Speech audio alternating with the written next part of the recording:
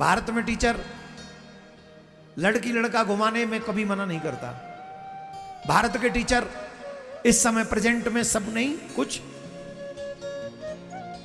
School और विद्यालय में बेटियों को नचवाते हैं फिल्मी गानों पर और बाकी के लोग खड़े होकर ताली बजाते हैं।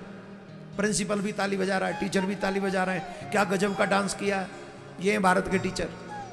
जब भारत के टीचर ऐसे होंगे तो कल्पना करिए स्टूडेंट कैसे होंगे, बताइए। और ऐसे स्टूडेंट से आप क्या कल्पना करोगे, क्या इच्छा रखोगे, वो भारत का भविष्य बनेंगे।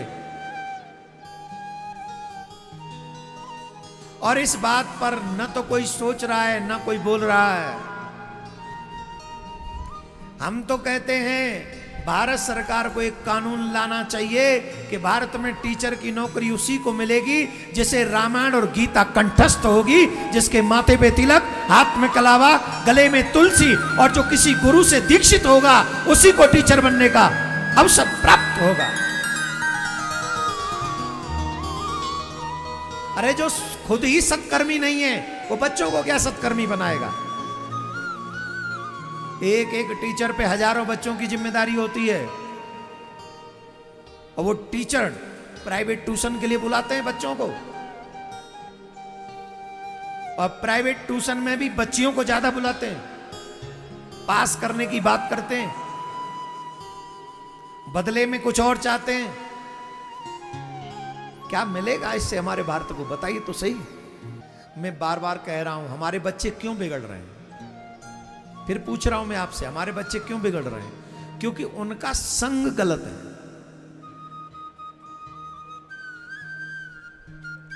और जब तक संग गलत होगा मानव नहीं सुधर सकता।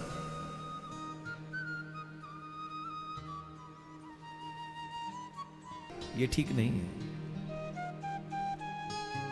आजकल हमारा मना करता है, दुर्भाग्य देखिए, भारत में टीचर तिलक लगाने के लिए मना करता है, भारत में टीचर कलावा बांधने के लिए मना करता है, भारत में टीचर कंठी बांधने के लिए मना करता है, पर भारत में टीचर ड्रग्स लेने से मना नहीं करता, स्मोक करने, सिगरेट बीड़ी पीने से मना नहीं करता, भारत में टीचर डिस्को जाने से मना नहीं करता।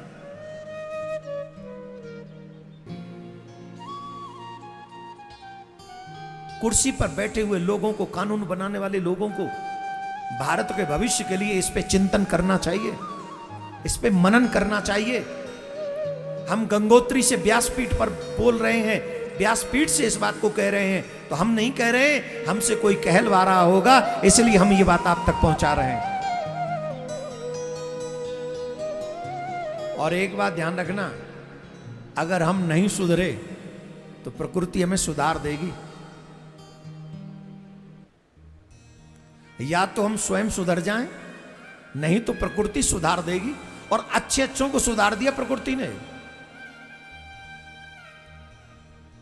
चले गए दुनिया से जो हाली हवाली थे, सिकंदर गया दुनिया से तो दोनों हाथ क्या लेके जाओगे? Nothing will go with you, we will go to empty hands.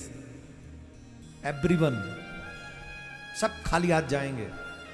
लेकिन हां, कुछ अच्छा अगर हम समाज को दे जाएं, इससे अच्छा नहीं हो सकता, बहुत अच्छा होगा। तो अगर बच्चे भी ये शिकायत करने लग जाएं कि हमें तिलक नहीं लगाने दिया जाता, हमें कलावा नहीं बांधने दिया जाता, तो सरकारों को समझ लेना चाहिए कि आजादी के बाद ये सरकारों का फेलियर है। आपके बच्चे सनातनी परंपराओं का निर्वहन स्कूल में नहीं कर सकते, ये आपका फेलियर है। अच्छे मार्ग पर चलोगे तो लोग आपको रोकने का प्रयास करेंगे। अगर आपकी भक्ति दृढ़ है, भगवान से मिलने का मन है, अच्छे कामों को करते जाइए। संसार क्या कहेगा उस तरफ मत सोचे। भगवान से मिलना है तो कदम बढ़ाए जाओ, बढ़ाए जाओ, बढ़ाए जाओ। तो मैं व्यासपीठ से ये प्रार्थना करता हूं, आप सब में ये बुद्धि आ जाए कि हम अपने गुरु, अपने गोविंद, अपने धर्म, अपने माँ बाप की बात को, आज्ञा को सश्रद्धा पालन करें और हम उत्तम बने, मध्यम भी नहीं, हम उत्तम बने। राधे राधे बोलना पड़ेगा। अरे राम भजो, और जोर से बोलना पड़ेगा। महाराज हमने तो ऐसे ऐसे लुटेरे देखे हैं, भगवान के नाम में भी झूठ बोलते हैं, भगवान की कथा में झूठ बोलते हैं, भगवान के साधु संत कथाकारों से झूठ बोलते हैं। ऐसे लुटेरे भगवान ही जाने उनका क्या होगा। ऐसे लोगों को हम एक बात कहना चाहेंगे, तुम जो कर रहे हो वो तुम तो भोगोगे ही, साथ में तुम्हारे कर्मों का फल तुम्हारे बच्चों को भी भोगना पड़ेगा। कुछ भी ऐसा मत करो कि जब तुम्हारे कर्मों का फल तुम्हारे बच्चों को भोगना पड़े तो तुम नेत्रों से रक्त के अश्रु बहाओ। ऐसा मत करो। कुछ तो जंजीरें खोल। ये माया के चक्कर में तुम इतना झूठ बोलते हो, इतना असत्य, इतना दुर्व्यवहार। ये माया किसी की सगी नहीं हुई। अभी हमने कुछ समय पहले एक अचानक से प्रश्न आया था तो एक बात बोल दी, हमारे मुंह से निकली, जो कि काफी लोग ऐसे होते हैं ना कि अपने ही भाई का मकान हड़प लेते हैं, अपने रिश्तेदारों की जगह हड़प लेते हैं, किसी का पैसा रख लेते हैं, किसी का सोना रख लेते हैं, किसी की कोई वस्तु रख लेते हैं और वापस नहीं करते। वो अपने आप को धनवान कहते हैं। मैं आपसे ऐसा, उनसे तो कुछ कह नहीं सकते कि वो तो अपने बाप की भी नहीं मानते, तो हमारी क्या मानेंगे।